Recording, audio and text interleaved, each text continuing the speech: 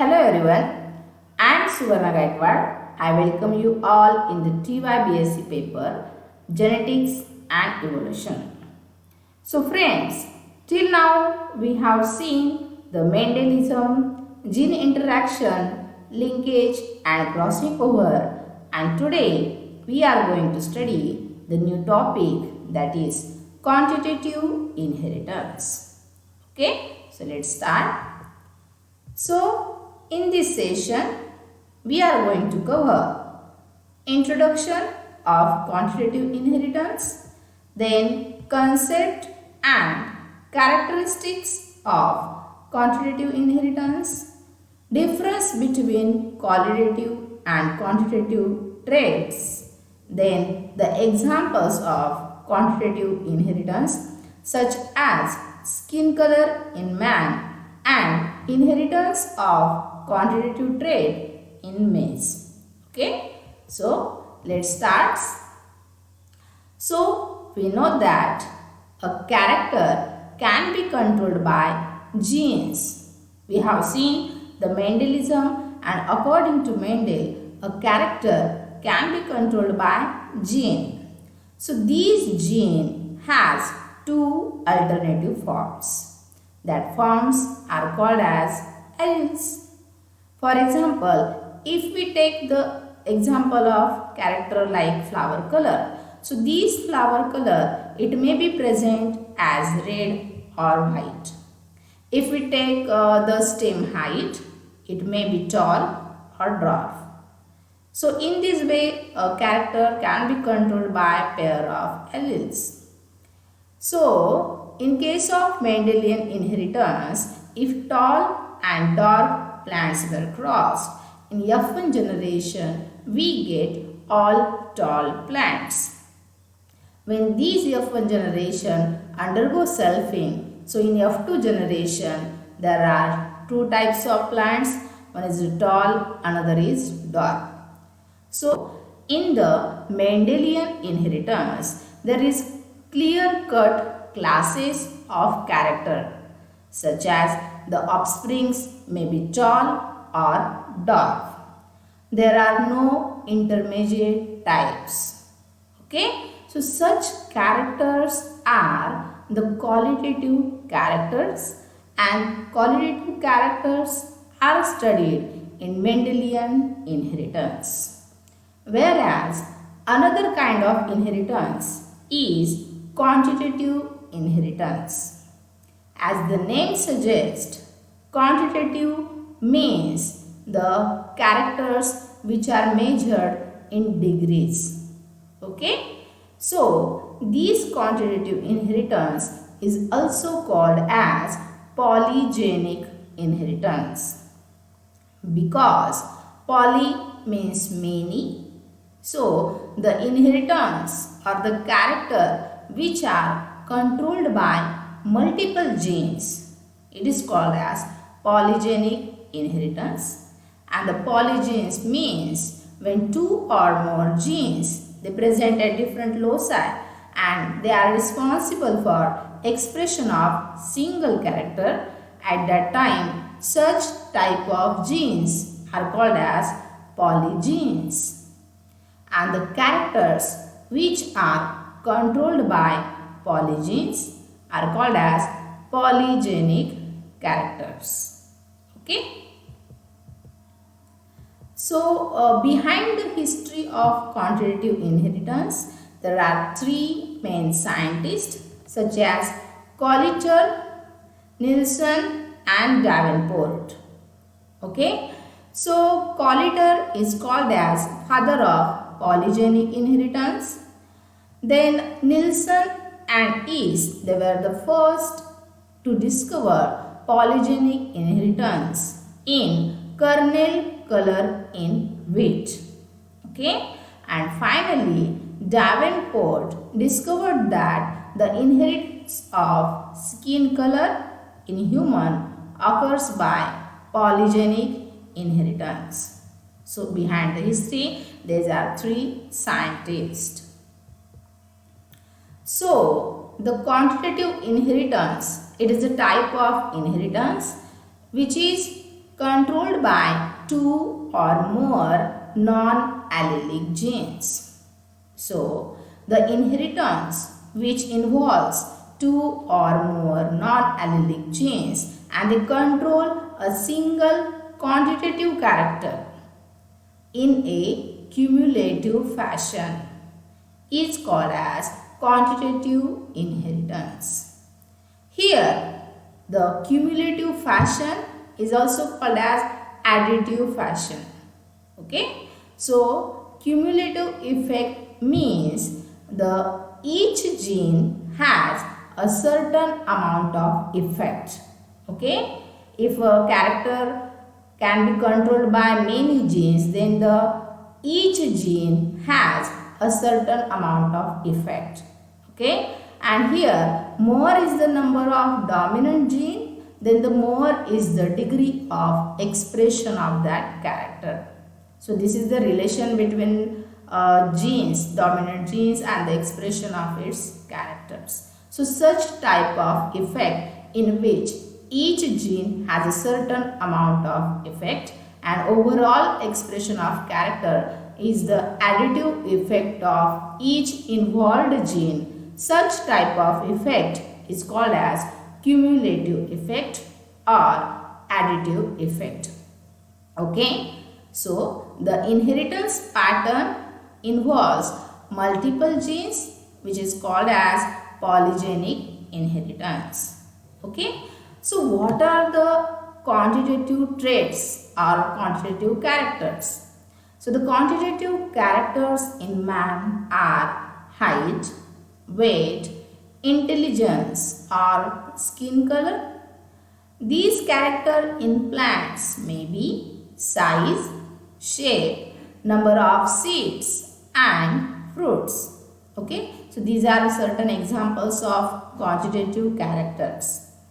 Then the quantitative characters are also called as metric characters because they are measured in degrees.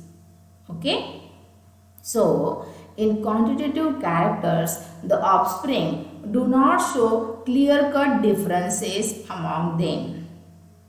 Rather, they show intermediate character of two parents. Okay, as I said, when according to Mendelism, when tall and dwarf plants were crossed, so in F1 generation, we get all tall plants. But the tall plants are not the intermediate plants.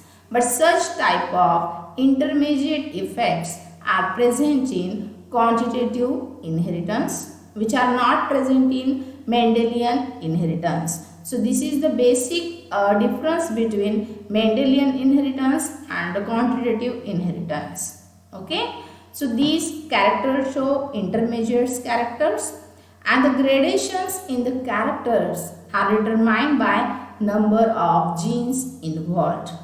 Okay, and all the genes involved, they have a additive effect or cumulative effect. Next, we will study the characteristics of quantitative characters. Quantitative characters are also called as polygenic characters. So the most important character is each polygenic character is controlled by several independent genes and each gene has a cumulative effect. Then the polygenic characters are studied in quantitative genetics. Polygenic traits are highly sensitive to environmental conditions. This is one of the important character. Then the classification of polygenic characters into different clear-cut groups is not possible because of continuous variations from one extreme to other. Okay, the continuous variations means the variations which are not classified into clear-cut groups. For example, if we take the example of height, so the height may be 1.1, 1.2. We cannot clear-cut classify the height into 1 or 2. They may show the intermediate types. Such type of variations are called as continuous variations. whereas the second type of variations are discontinuous variations. So in discontinuous variations, they can be classified into clear-cut groups. What is this means? Means that if we take the example of blood group, so we can say that the blood group is either A or B. They are not intermediates.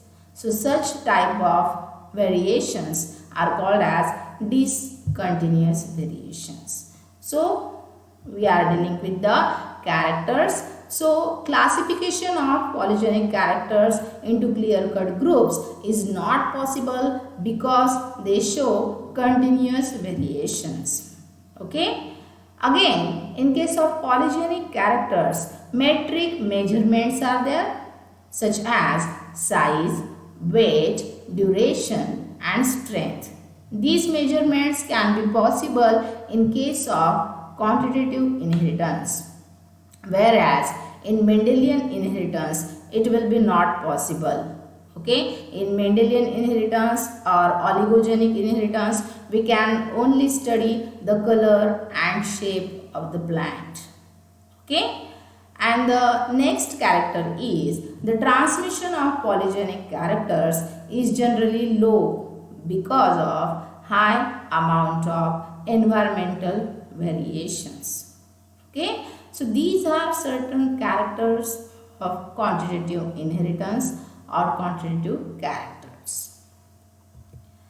Next important character is there are two types of alleles in the polygenic inheritance, such as first is the contributing allele and second is the non-contributing allele. Contributing allele is also called as effective allele. So contributing alleles are those alleles which contribute to continuous variations. Okay, and we have just seen about what is the meaning of continuous variations. So such type of alleles which show continuous variations are contributing alleles, whereas non-contributing alleles are also called as non-effective alleles. These are those alleles which do not contribute to continuous variations. Okay, such type of alleles are called as non-contributing alleles. Okay. Next we will see the differences between quantitative traits and the qualitative traits. As I have said that quantitative traits are also called as polygenic traits because they are controlled by multiple genes. And the qualitative traits are also called as oligogenic traits because they are controlled by one or few genes. Okay. So the first difference between the two of these is polygenic characters are governed by several genes, so called as polygenic, and the qualitative traits are governed by few genes. Okay. Then in polygenic inheritance, effect of each gene is not detectable because the character controlled by multiple genes and each gene involved has a additive effect. So effect of each gene is not detectable, whereas in case of oligogenic trait, effect of each gene is detectable. Okay. Next, polygenic traits are governed by additive genes and the oligogenic traits are governed by non-additive genes. Then, in case of polygenic traits, variations are continuous, and in case of oligogenic traits, variations are discontinuous. So, in polygenic traits, separation into different classes is not possible, whereas such separation is possible in case of oligogenic characters. Polygenic characters are highly influenced by environmental conditions, whereas oligogenic characters are little influenced by environmental conditions. So, the statistical analysis in case of polygenic inheritance is based on mean, variances and covariances. Whereas in case of oligogenic inheritance, Statistical analysis is based on frequencies or ratio. So, these are certain differences between quantitative traits and qualitative traits.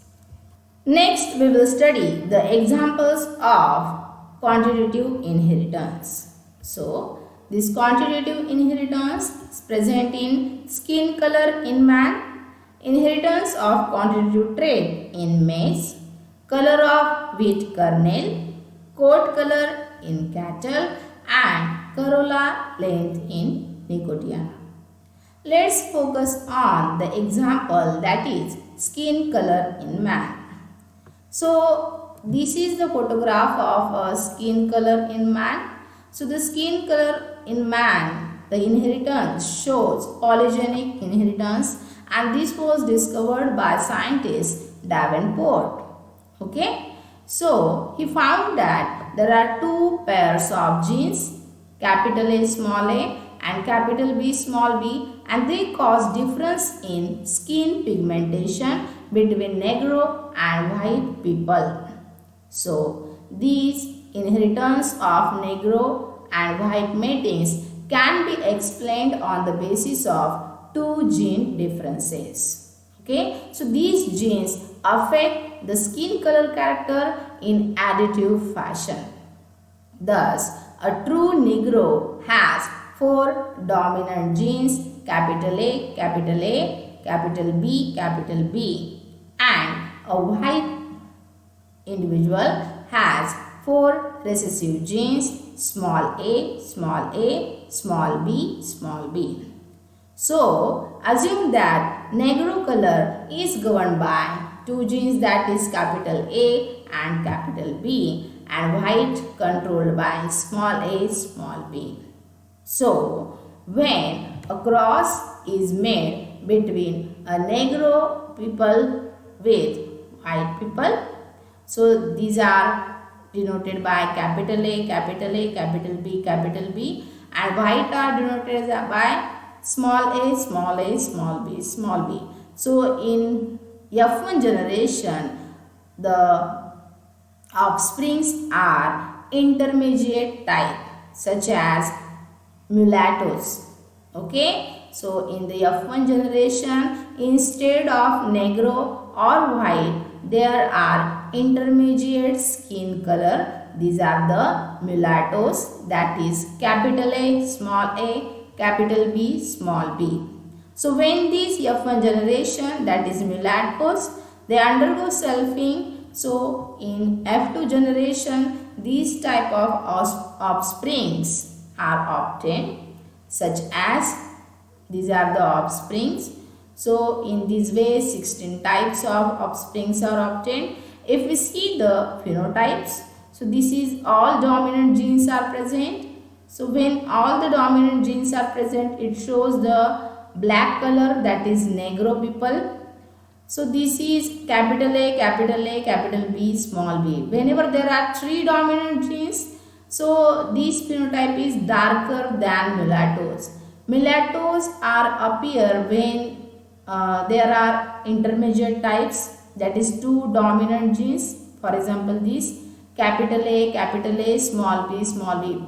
Whenever there are two dominant genes, they show the mulattoes character, and when there are three dominant genes, they are darker than mulattoes. Okay, here three dominant genes darker than mulattoes, two dominant genes mulattoes, three dominant genes darker than mulattoes, two dominant genes mulattoes. So in this way, when there are four dominant genes, they are completely Negro, that is black. Whenever there are three dominant genes, they are darker than mulattoes.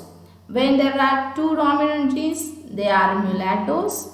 And when there are only one dominant genes, it is lighter than mulattoes. And finally, when there are all four recessive genes, they are white. So in this way, at the end of F2 generation, out of 16 offsprings, we get Negro color with one color between mulattoes and Negro, that is 4, mulattoes are 6. Then color between mulattoes and white, they are 4, and the white, they are 1. So in this way, the ratio is 1:4:6:4:1. Let's see the phenotypes and the genotypes. So at the end of F2 generations, the phenotypes are 5 types: black, that is negro; dark, intermediate, that is mulatto; light, and white. So in this way, black is there when all 4 genes are dominant. So this is 1. Dark individuals are there when there are 3 dominant genes. So they are 4. Intermediate are there when there are 2 dominant genes. So such type of cases are 6 times. So 6. Light individuals when there is only single dominant genes present in 4. White individuals when there is all recessive forms, that is 1. So in this way, at the end of F2 generation, the ratio is 1:4:6:4:1. Okay. So this is the ratio of polygenic inheritance, which show intermediate type of phenotypes also, which are controlled by multiple genes. Okay, so this is the first example of polygenic inheritance, that is skin color in man. The second example is inheritance of quantitative trait in maize. So maize has been widely used as a model organism for identification, for mapping, and for manipulation of major genes affecting expression of quantitative traits in plants. So it is of much economically important plant. Okay. So friends, these are certain references for the topic. So this is all about polygenic inheritance, and so we will stop here and meet in the next session with new topic. Thank you very much.